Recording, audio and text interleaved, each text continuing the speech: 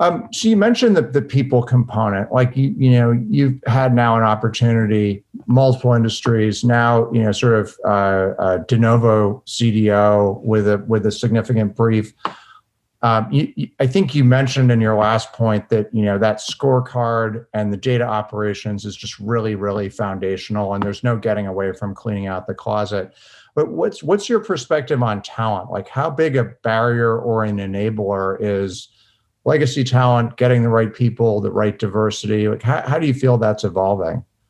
Well, I think, for any CDO coming into a role, there needs to be a very big focus on hiring good talent, right? Most likely you're going to be inheriting a team, but you need to bring in external talent that has done this elsewhere. It really, really is important that you bring in highly skilled data professionals that have done this 4 or 5 times over.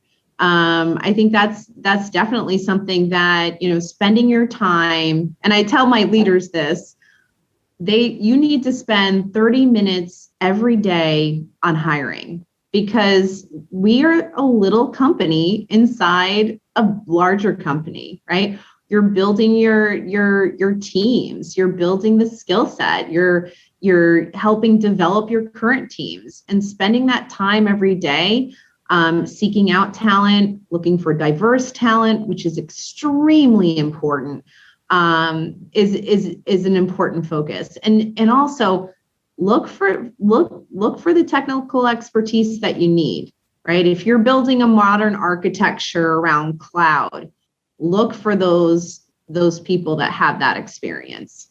Yeah, no, that makes a lot of sense, and I think that that kind of blend of old and new is pretty critical.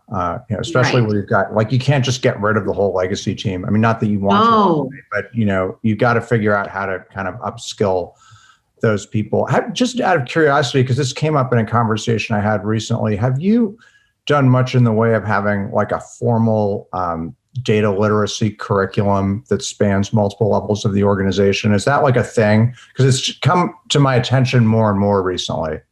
Yeah, we're doing some things like that. So we're building out trainings for personas, right? So for the data steward, what is the day in a life for the data steward? And what are the tools that you need to use? And what are the roles and responsibilities? And, at the end of the day, how do you measure success, right? Because I think everyone wants to feel valued, and we all kind of like report cards, right? So I think we're doing things like that.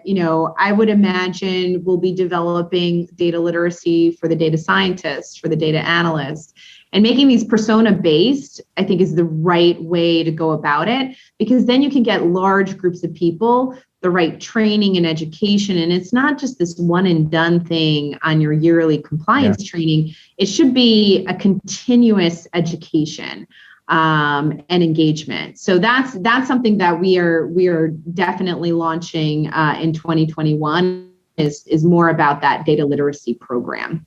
Interesting. Yeah, that makes a lot of sense. Have you considered doing anything for the business execs?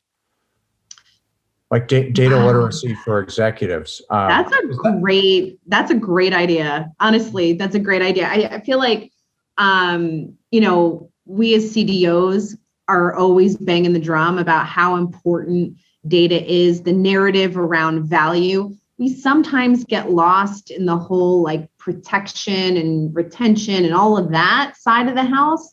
The regulatory nature of it, but actually that sparked a really good idea, Chris. Maybe we need to collaborate on an executive data literacy program and the value it brings to the company. So I don't want to attribute this because the interview is not released yet, but this is not my idea. I picked this up from another conversation. So when it comes out, I'll connect you guys, and I think you'll have an interesting conversation, because I was taken with that idea as well. Because often, like, this is where stuff gets stalled on funding, is that even when you can articulate the business value, but it's easy to get lost in sort of the complexities, and Absolutely. We're all data gearheads, whether we talk that way or not. So I thought that was really an interesting idea. I think, Chris, just to last point, I think it's important that CDOs know that it is on you to sell. Like you have to sell this across the organization. If you're talking to the board or you're talking to your data stewards, right? You have to sell it every single day. You got to be passionate about it. You got to love it. I think that's really a critical success factor for many CDOs. Absolutely. Everyone's in sales, whether they realize it or not. That's a thing. Well, so maybe, to wrap up and close on that point, we just talked about selling. You've mentioned the importance of business value a couple of times. So, data analytics, either banking industry or in general, like what are the top few aspirations you have or that you think CDO should be thinking about to really nail that business value delivery over the next couple of years? Well, I think it's, like I said before, I think it's important to have a very clear, crisp statement around value. What does investing in this data company that you're building, your co-founder of the company, what do I get for my money, right? And it should be looking at revenue opportunities, efficiency opportunities, and certainly risk management. And I think, CDOs over the years have had, especially financial services, it's been an easier sell on the risk side, right? We've got a lot of regulatory scrutiny. There's a lot of work to be done in that space. But where I think we need to work more is showing that there's actual revenue that can be increased based on the investment in data and analytics. So I think that's something that, for CDOs to focus in on and look at your company's core strategic objectives. And then look at how can data and analytics power those decisions in those core strategic objectives.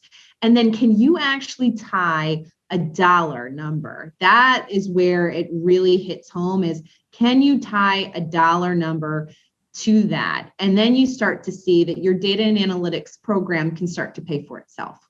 Yeah, I that's brilliant. I couldn't agree more. And I would even add to that. I think sort of the waterfall has been, as data folks were probably most comfortable with risk compliance and privacy. Secondarily, with cost efficiency, if you get to talk to the CEO, what's on the CEO's mind is top line growth. Right. And I have this sort of CEO soundbite, which is like, look, if we're trying to do a digital transformation, that means we want products that are at least partly made out of data. Right. So, that's a way of articulating that. Like, look, it's made out of data. Here's where the revenue is going to come from. Here's the investment that's required, just like you'd launch any other new product. That's exactly. A key part of the enablement. Exactly.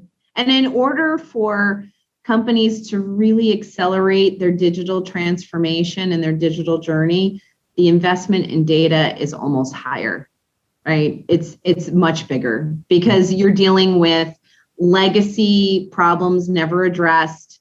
Now you're building a new digital journey on top of that, and you've got to fuel it with, connected, clean, and complete data. That's kind of our tagline around data. And so that's very important. I like it. And I think, this is sort of an emerging area of thought, maybe more to come on this. Everyone understands at least the concept of having technical debt. There's technical debt and data debt, and they're different. And, part of what we're doing as CDOs is actually having to unearth and clean up all that data debt. And that's a critical enabler for growth and efficiency and risk and quality. Awesome. Cara, thank you so much. That was a really terrific conversation. I really enjoyed it. And thanks for joining me. I hope you have a terrific rest of the day. Thank you, Chris. I really enjoyed it as well. Awesome.